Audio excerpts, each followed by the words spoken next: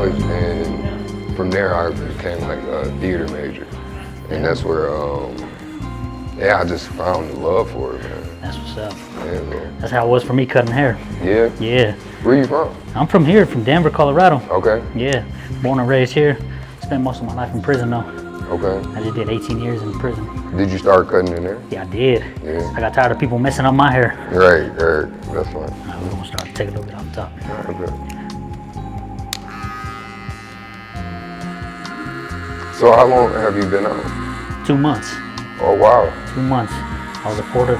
I was supposed to spend the rest of my life in there. I had 133 years.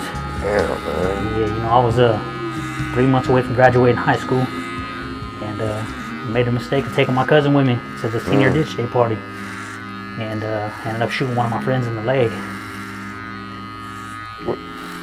Wait, you got 130 years for shooting? 133 years for shooting one person in the leg. What was the charge? It was attempted murder. So being that it was a party, they charged me with everybody in the vicinity. Dog. Yeah. So you got attempted murder for like multiple? Multiple people, yeah. And there was one bullet fired. Yeah, one bullet fired. And they got me with 9 attempted murders, 9 felony menacings, and first degree assault. Everything happens for a reason though, right? No, that's real. That's real. It saved my life going to prison. Because the life that I was living, I would have been in the casket by now. That's real. And many others probably would have been there along with me, you know? Yeah. So it saved my life. No, that's real. See, for the first 9.5, 10 years, I spent in solitary confinement, 23-hour lockdown. I became desensitized. Everything, nothing mattered to me. Somebody could have died, I wouldn't have cried.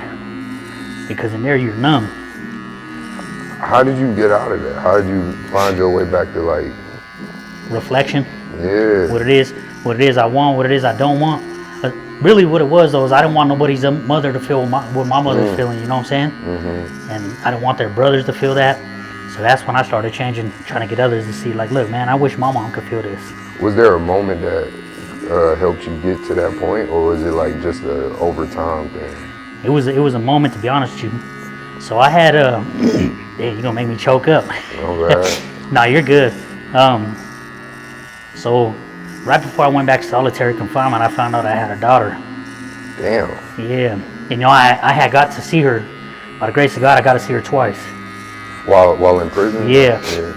And I got in trouble. I went back to solitary confinement.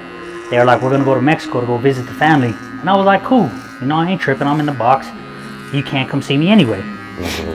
Long story short, I ain't hear from them for a couple months. I get a letter from the grandmother talking about, I'm sorry. Your daughter and her mom was killed. Oh. And she sent me a letter. My daughter had a backpack. And she sent me the last letter that my daughter wrote me. And it was that moment in time, like, man, had I not been in the hole, they would have never went to Mexico. So I was like, I gotta change. Even though I'm in here, I'm not dead. But it changed me and made me who I am today, Yeah. I have 2 other kids that I gotta live for. With how do you get tied into R&R Head Labs? My big brother Mike. Okay. He knew I was getting ready to get out. He had got out right before I did.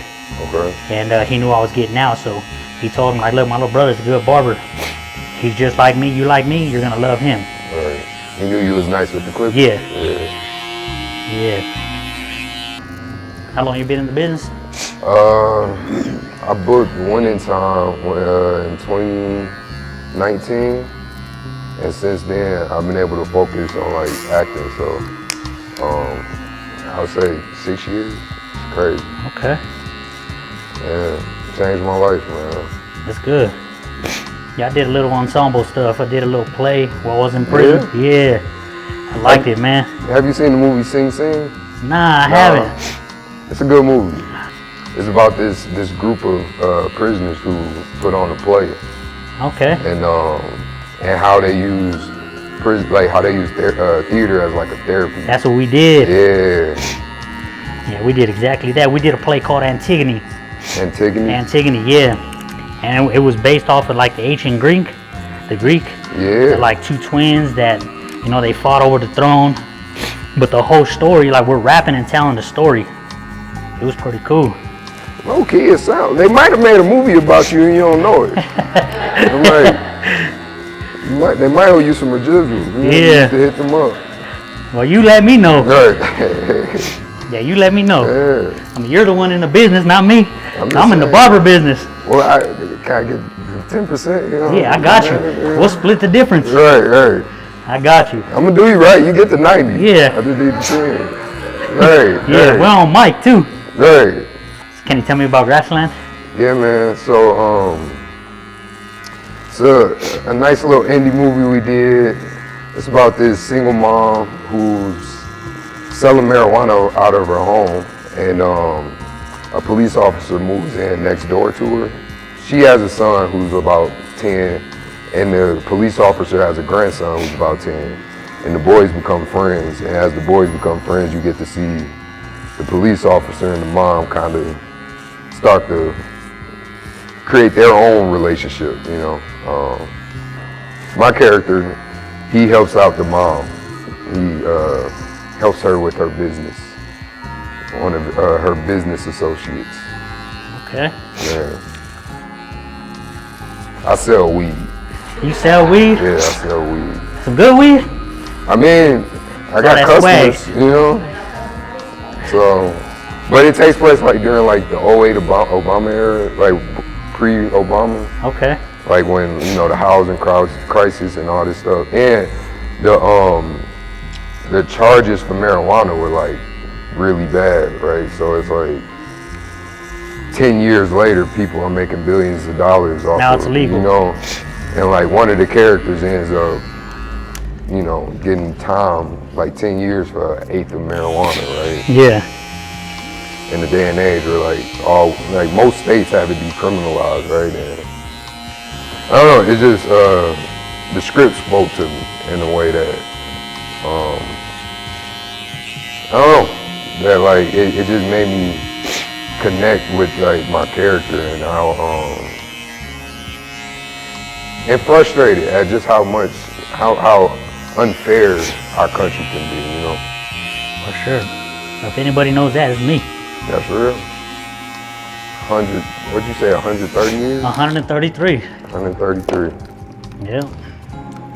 for a single shot, that's crazy. One single shot.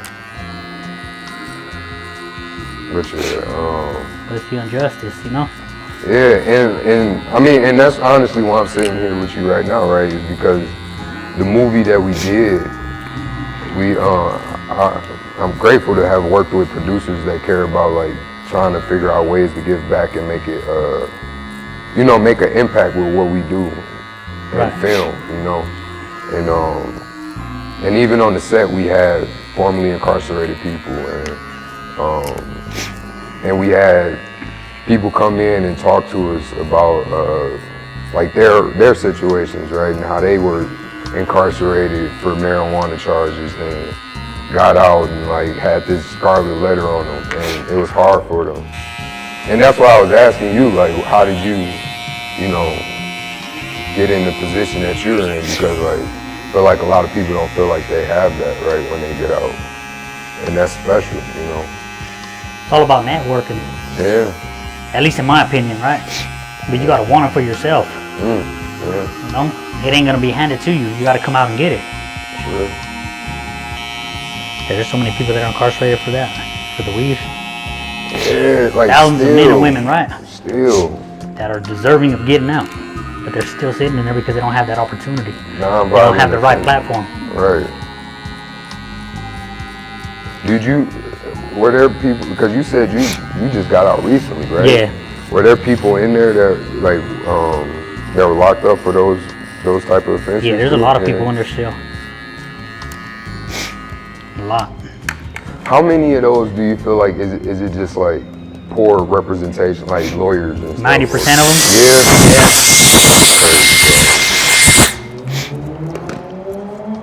Let's check this out. Damn. Look at that smile. You see that smile on his face? Yeah, you got me right. Appreciate you. Yeah? Let me clean up your neck. Right, Yeah. I know. I can start rocking the floor if I want to. Yeah. Go with the wave. I got options. That was quick too. Appreciate you letting me cut it. No, I appreciate you, man. And thank you for sharing your story too, Nah, bro. thank you. Appreciate you. Yeah. Yeah, man. Well, I'm like, I know, right? I'm like, you got me together. Quick and efficient. Right? Yeah. Yeah. I'm like,